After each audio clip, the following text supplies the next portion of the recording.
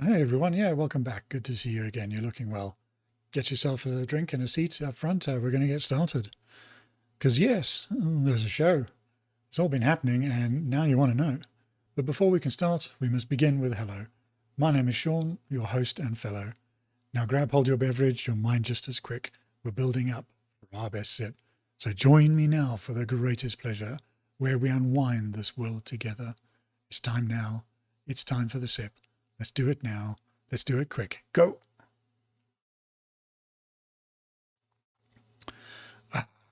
Delicious. Well, yesterday we covered some heavier topics, and today I'm going to go for some fun ones instead. In Gordon's Bay in South Africa, on a sleepy Tuesday morning, a large young southern elephant seal wandered about 1 kilometre inland. He caused quite a stir in the residential streets and brought the traffic to a halt and drew crowds who were all trying to film him. Police and security tried to contain him by parking their cars around him. Gordy, as he was affectionately nicknamed, decided that all this attention was just too much, and one of the police cars nearby looked like a really good resting spot. Problem being that Gordy was, being a southern elephant seal, was 2 tons, a bit heavier than the car. Climbing up on the bonnet before putting his head down to rest, the car was crushed by the sheer weight of the sleepy seal. The officers could only watch in disbelief, thinking about the paperwork they would have to file when they eventually get back to the office. The whole thing lasted about 9 hours before wildlife teams helped him get back to the water. Well, at least he made a lasting impression. Meanwhile, over in space, UFO disclosure to come in days as first files are sent for release, reports Chris Malloy of the Daily Mail. The first batch of secret files on UFOs has been submitted for release, as the public disclosure of alien life may only be days away. FBI Director Kash Patel revealed on Tuesday that the first wave of documents the US government has been keeping on alleged UFO encounters was already sent to the interagency committee assembled by the White House. According to Patel, those files will be released to the public in the very near future. In a similar story, or a later story, evangelist Perry Stone claims US officials briefed pastors to prepare churches for UFO disclosure, reports John Brown of the Christian Post. Perry Stone, a prominent Tennessee-based Pentecostal evangelist and founder of Perry Stone Ministries, claimed that his friends told him that a group of pastors were recently briefed by US officials to prepare their congregations for the disclosure of UFOs and extraterrestrials. I'm not going to go into great detail, but there were a large number of pastors that have been invited to go to a certain state to hear some men in the United States government and others share with them the concern that they had, said Stone, who did not identify his source in his April 27th YouTube video, but claimed the person has a great church. So yes, the socials are abuzz this week about the possibility of alien disclosure today. Some people have made comments thinking that this is all brought out when a distraction is needed. The latest one being Epstein. And while I think Epstein is important, I'm not sure that aliens are part of the disinformation there. Not to mention they've been blamed for all sorts of other things, abductions and missing and mutilated cows and ancient structures and modern technology, heaven forbid.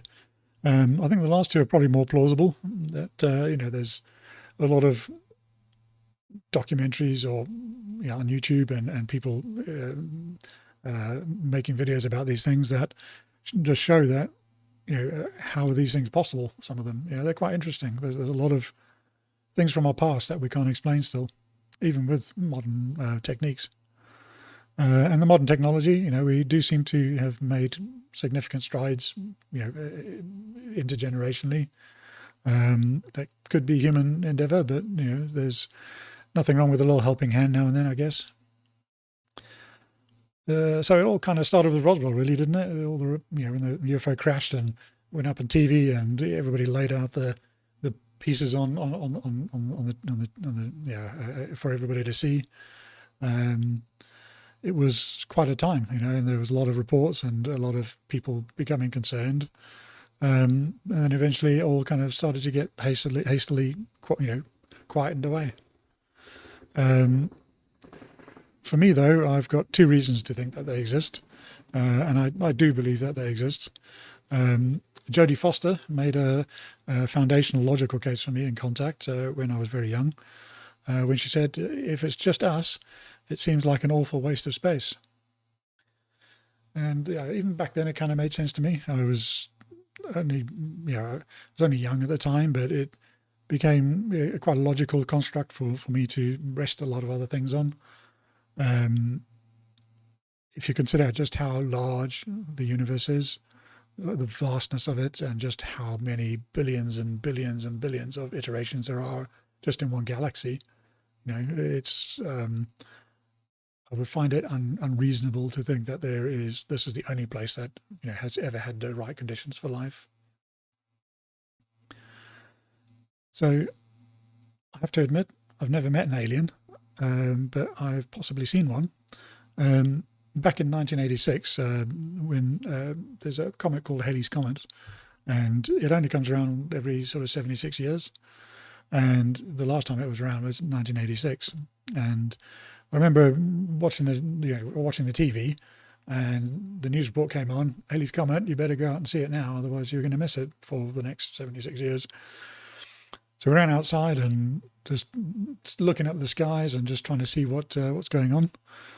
And yeah, there was a little yellow dot that I saw floating, going along, and it just did this. It just did a little loop like that and just carried on.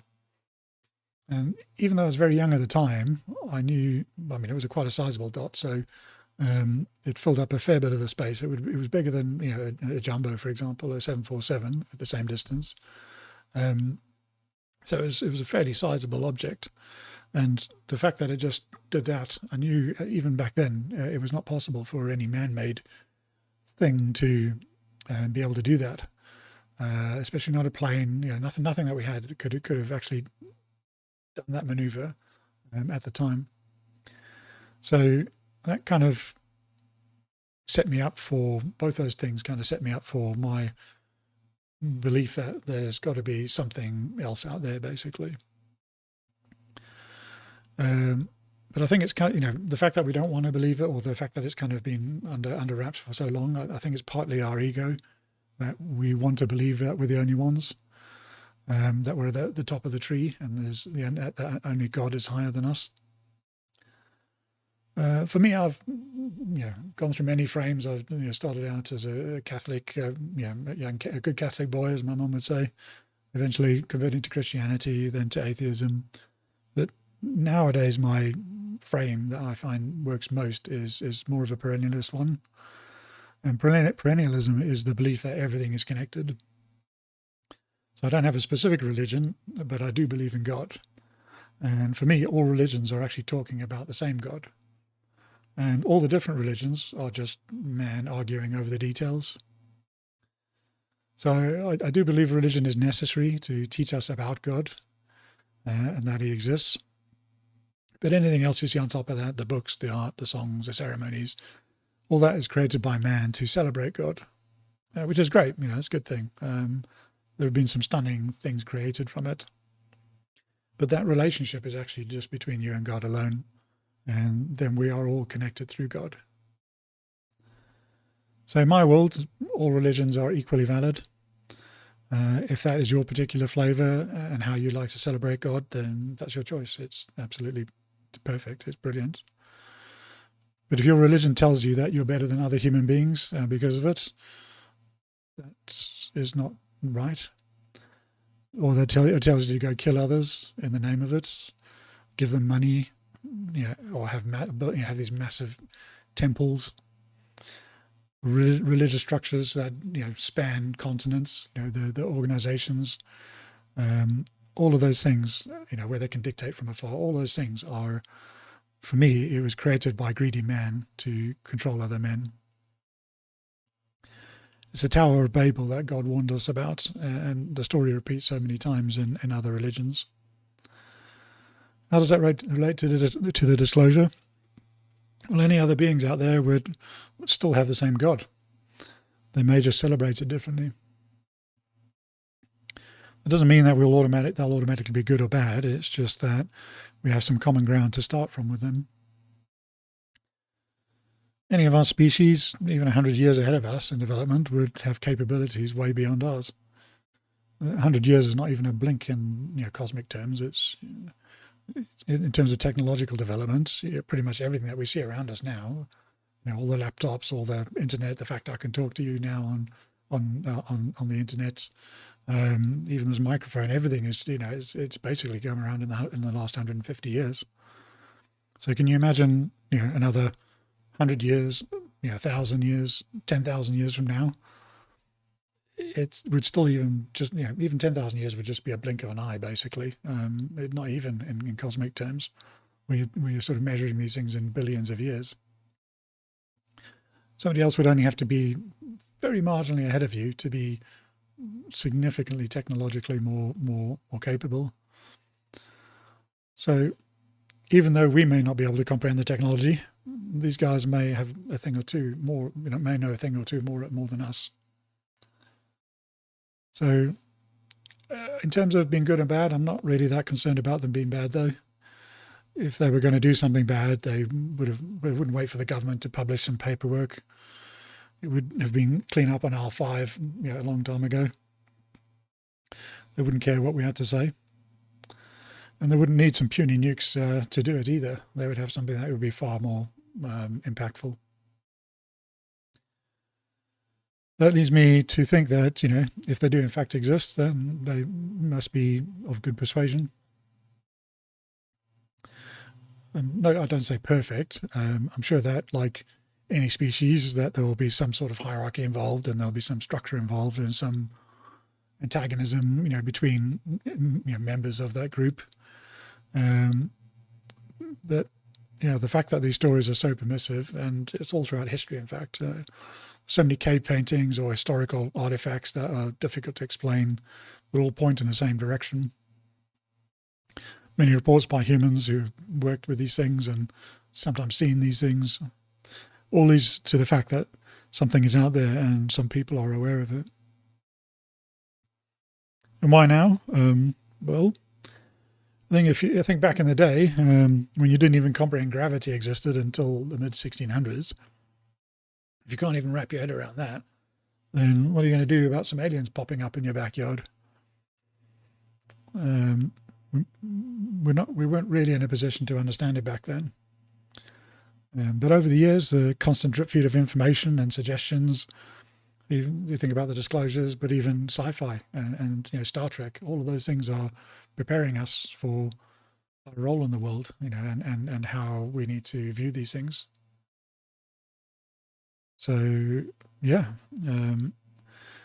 we're pretty much primed now for it to accept it a lot more easily.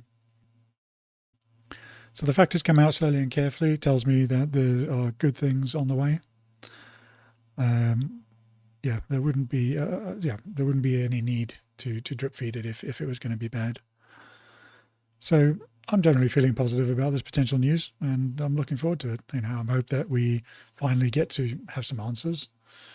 I'm not sure we'll find out right away. It does sound like it's going to be a slow burn, but hopefully there'll be, hopefully we'll finally know one way or the other. Well, we probably wouldn't know even if we didn't know now, because they could still just arrive sometime in the future. But it would be nice to know what all the fuss has been about, from the government-wise. Well, this story is from Ground News. I still need to remember to make these attributions, because I often will read an article in these shows, but I just sometimes forget to attribute them properly. So, I like Ground News. They do provide you with some nice snippets that you can sort of easily read, essentially. That gives you kind of a good framing for the story. And then I'd like to add my comments after that. Yeah, so on Friday, May 8th, today, it's Sir David Attenborough's 100th birthday, with a week of special programming, including a live 90-minute concert at London's Royal Albert Hall. Been to Royal Albert Hall a few times, and it is absolutely beautiful there. Really an amazing venue. It's very nice around the area as well. There's some lovely food and just beautiful buildings. Attenborough's broadcasting career began in 1954 when he presented Zoo Quest, travelling to far-flung locations to film rare animals for the London Zoo. The Natural History Museum named a parasitic wasp after him, while Plymouth's Market Hall Immersive Dome launched a new 210-degree show celebrating his century. Attenborough said he was completely overwhelmed by the birthday greetings after initially hoping to celebrate his milestone quietly, thanking the public for their messages. I don't think that was ever going to happen. Do you, Dave? So over 100 documentaries define his legacy, inspiring global environmental awareness. Prince William, heir to the UK throne, called him a national treasure for protecting the natural world. So yes, the wonderful Sir David Attenborough is 100 today. It's a fantastic milestone. I can only hope to reach it myself. Like many of you, I grew up on a healthy diet of his nature videos and narrated by one of the most iconic voices, we know, basically. He and his crew always seem to manage to capture those moments so well. Every birth, every death, they're laid out for the world to see and explained so eloquently that we are completely transfixed by it. We'd never have been exposed to nature like that. There's nothing quite like it, and nothing seems quite close to matching it yet either. So it opened our eyes to the bigger world out there and our impact on other creatures and ecosystems. And I think the planet is much better for him being here. So I will raise a glass to you, Sir Attenborough. I'll be a proper glass later. But easily one of the most important people connecting us back to nature. So I'll take a sip now. What a fitting birthday present it would be if it turns out that disclosure does happen today. So yeah, that brings me to the end of my notes. My messages are tied to yesterday's message a little bit. Nature is all around us, but we all often take it for granted that it's always going to be there. You're part of nature, no matter how many layers of convenience we put in the way. People say to go touch grass, but sometimes spend a little more time appreciating the animals too. They depend on you being a good person in this whole equation called life. And with that, I wish you well, and I'll say see you later. Cheers.